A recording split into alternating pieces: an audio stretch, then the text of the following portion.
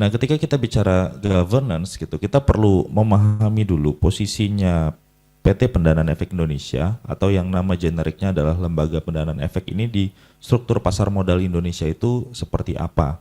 Untuk kita bisa membayangkan seberapa regulate-nya sih PEI ini gitu. Nah, meskipun baru didirikan di 2016 Desember, kemudian dapat izin operasional di 2019. Kalau kita lihat secara umum, PEI ini sebenarnya adalah anak perusahaan dari self regulatory organization, yaitu Bursa, KEPEI dan KESEI. Selain PEI ada 8 anak usaha lainnya, ada 7 anak usaha lainnya, di mana PEI menjadi salah satunya yang dimiliki langsung oleh SRO. Nah, yang berbeda dari anak perusahaan lain adalah PEI juga memiliki pemegang saham yang memiliki bisnis langsung terkait dengan securities financing, tapi bukan di Indonesia, tapi seperti tadi Pak Yoyo sudah sempat sampaikan, salah satu securities financing atau lembaga pendanaan efek tertua dan terbesar di dunia, yaitu Japan Securities Finance, di tahun 2020 juga sudah menjadi pemegang saham 10%-nya PEI.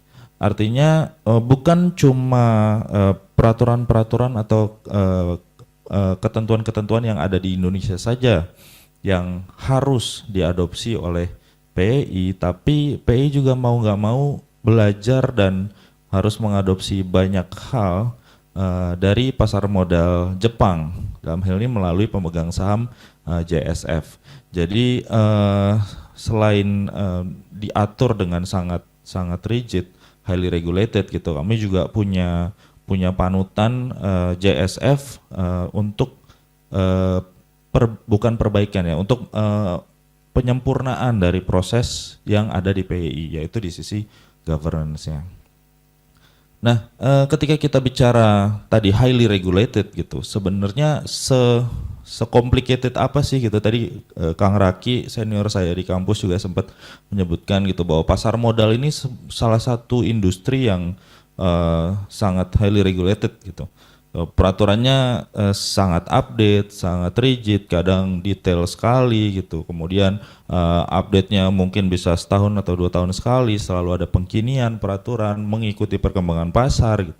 Nah, PEI sendiri sebagai lembaga pendanaan efek yang diterbitkan izinnya langsung oleh OJK dan dimiliki oleh SRO yang juga diawasi oleh OJK, ini ibaratnya kita punya pengawasnya banyak sekali gitu.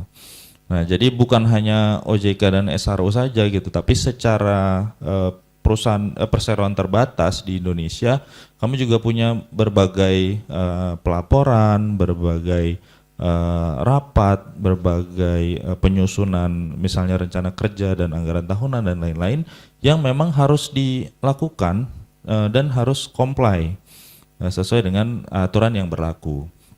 Nah, jadi kalau misalnya di slide ini kita bisa lihat bagaimana PEI ini diawasi mulai dari OJK selaku otoritas tertinggi, yaitu mulai dari laporan bulanan, ada juga laporan triwulan, kemudian laporan tahunan, hasil RUPS juga harus dilaporkan, kemudian rencana kerja juga harus mendapatkan persetujuan dari OJK, baik itu yang tahunan maupun yang revisi.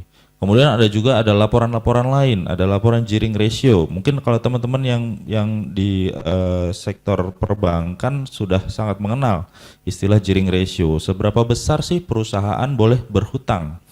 Berapa kali dari modalnya gitu. Nah, PEI juga punya kewajiban untuk melaporkan seberapa besar sebenarnya hutang perusahaan pada satu titik tertentu. Kemudian ada audit OJK, sudah pasti sebagai pengawas, maka OJK juga berwenang untuk melakukan audit yang nantinya counterpartnya akan langsung oleh internal audit PEI. Kemudian sebagai PT, kami juga punya komisaris pasti. Dewan komisaris ini sangat terlibat. Tadi Kang Raki dan juga Pak MM sempat bilang gitu, ini GRC ini sangat penting dimulai dari tone of the top-nya gitu. Kalau tone of the top-nya nggak punya sense dari GRC, maka sia-sia gitu ya, mau implementasinya mau seperti apa gitu. Nah, jadi dari BOC sendiri, dari komisaris sendiri sudah punya komitmen untuk melakukan governance dengan baik itu secara UUPT, anggaran dasar maupun mengadopsi peraturan-peraturan OJK yang berlaku. Jadi ada komite audit, kemudian ada board meeting, baik itu bulanan maupun triwulanan dengan antara direksi dan komisaris.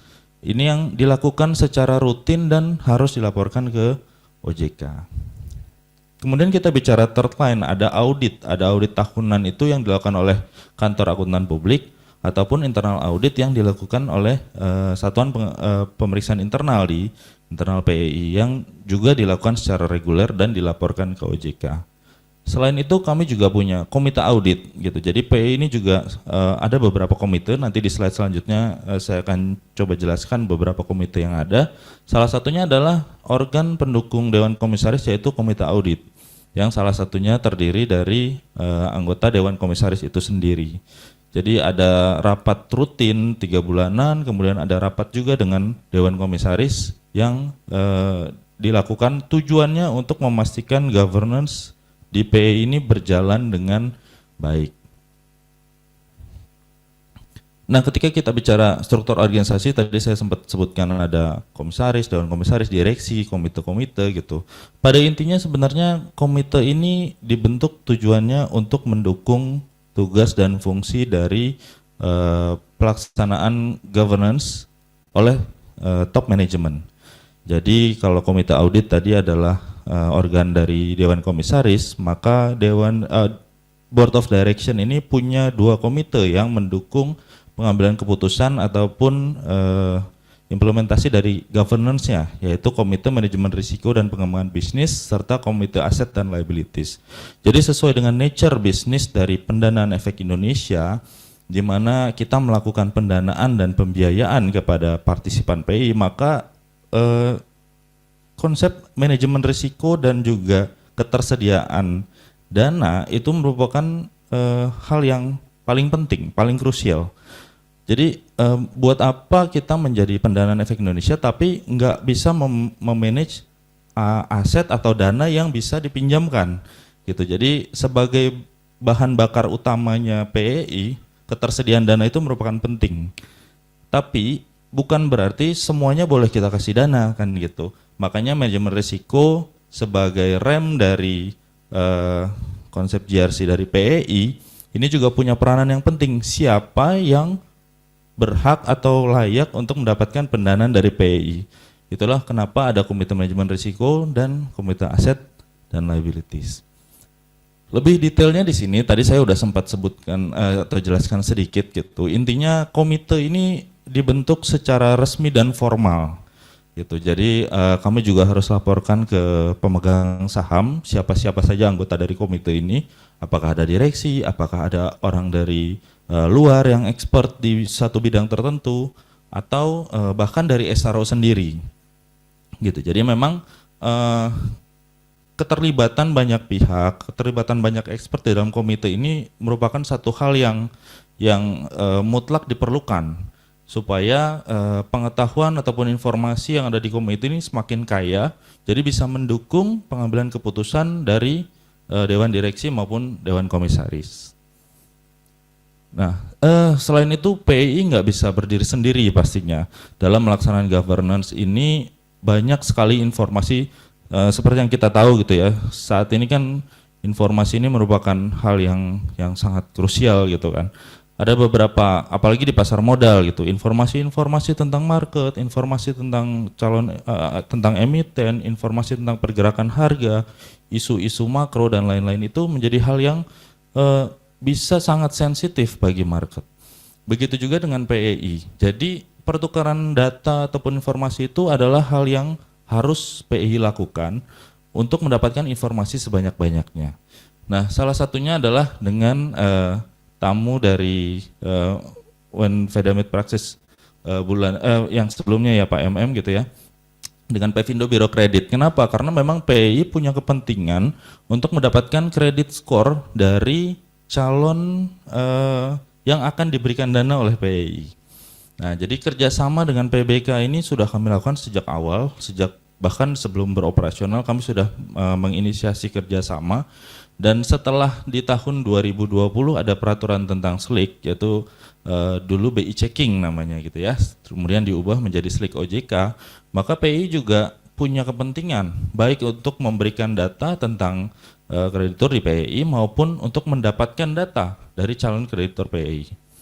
Kemudian dengan pemegang saham khususnya untuk dengan IDX dan juga KPI itu pertukaran data yang kami lakukan itu sudah rutin ya, bahkan harian.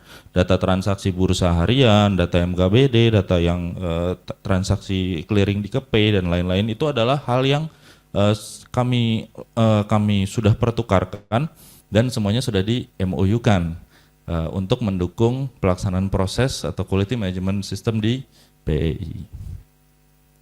Nah, kalau misalnya kita kaitkan dengan ISO 9001 gitu, apa sih pentingnya? Toh kan sebenarnya PEI sudah sangat diawasi oleh banyak orang gitu. Masa sih quality management systemnya harus juga disertifikasi gitu kan? Nah, padahal sebenarnya substansinya bukan itu gitu. Substansinya adalah untuk memastikan bahwa yang PEI sudah lakukan ini memang sesuai dengan standar yang ada. Gitu, yaitu kita tahu di ISO 9001 ada banyak sekali klausul. Nah, sebenarnya apa yang sudah dilakukan di PEI itu udah sesuai belum sih dengan klausul yang ada di ISO 9001? Itulah pentingnya sertifikasi gitu. Kemudian untuk improvement yang berkelanjutan. Makanya ketika kita bicara divisi legal, corporate secretary ataupun corporate communication dalam implementasi GRC yang terintegrasi, ada berbagai klausul yang sebenarnya sudah dilakukan oleh PEI. Seperti misalnya untuk penyampaian informasi itu sudah sejalan dengan klausul 42 dan 843 di ISO 9001 sebagai second line of defense. Kemudian pelaporan ke otoritas, ke pemegang saham ataupun ke customer. Selanjutnya sebagai Korsek dan Communication PEI juga ada tentang komunikasi dengan pelanggan. Salah satu prinsip QMS yang tadi Pak Yoyo sempat sampaikan adalah menjalin hubungan dengan customer. Nah, ini yang sudah dilakukan oleh divisi LCC yaitu dalam implementasi klausul 74 dan 912. Setiap tahunnya kami juga melakukan customer satisfaction survey yang diberikan kepada pelanggan atau pengguna jasa PEI untuk mendapatkan feedback. Sebenarnya selama setahun ini ada kendala nggak sih dalam menggunakan jasanya PEI? Apakah orang-orangnya kompeten? Apakah sistemnya selalu rely 100%? Atau ada yang bisa diimprove dalam hal prosesnya supaya lebih efisien. Itu semua kita bisa dapatkan dari customer satisfaction survey yang diisi secara berkala oleh pelanggannya PEI. Kemudian dari sisi legal, kami juga divisi LCC berperan sebagai quality assurance. Jadi sebagai LPE, setiap SOP dan kebijakan itu harus diajukan ke OJK. Nah, kalau misalnya tidak ada peran quality assurance gitu kan, itu kita bisa tahu berapa lama prosesnya ketika satu SOP atau satu kebijakan itu enggak standar dan kemudian diajukan ke otoritas gitu. Makanya di PEI sendiri di internal ada filter atau ada pihak yang bertindak sebagai quality assurance untuk memastikan bahwa semua produknya PEI ini sudah sesuai dengan klausul 44 dan 823 sebelum dikasih keluar ataupun diajukan ke OJK. Nah, disinilah peran dari divisi LCC terkait dengan implementasi dari GRC khususnya dari sisi governance-nya.